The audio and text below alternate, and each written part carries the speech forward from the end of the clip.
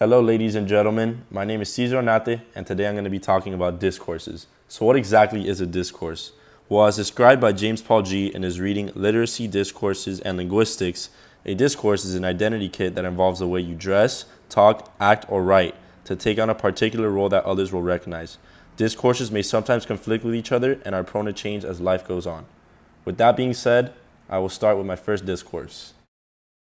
My first discourse, and probably the most important, is a student.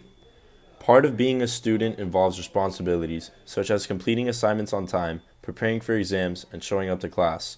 In the classroom setting, I value showing respect towards other classmates and always staying focused, even if it means being completely silent. It's also important to contribute in group work and be able to accept constructive criticism.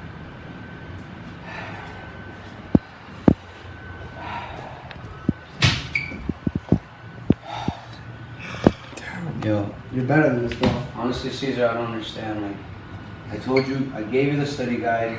I gave you everything that you needed, Caesar. You can do much better than this, man. Way much better. I know you can. You're right, sir. I'll do better. You got this, bro. All right. Being a student is a discourse that will eventually change over time, so for now, I must focus on my goals academically. Even then, being a student can be stressful, and I must find ways to cope with it, which leads to my next discourse. A basketball player is my next discourse, and probably the one that has taught me the most. Though I no longer play on a team, I still play a lot of pickup and plan to form a team for intramurals in the future, so I still consider myself a basketball player. Being a player requires you to be able to work in a team, stay focused on the game, and always show sportsmanship towards teammates and opponents. Since I have been on numerous teams with different players, this discourse has helped me to be able to work and communicate with all types of people on the court and in the real world.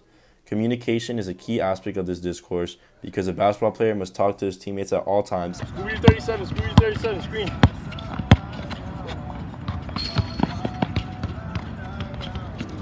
I got ball, watch back door.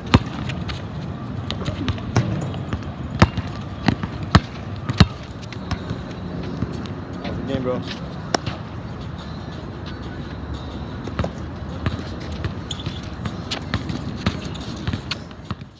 Overall, basketball has helped me to relieve stress from school or personal issues that I may face.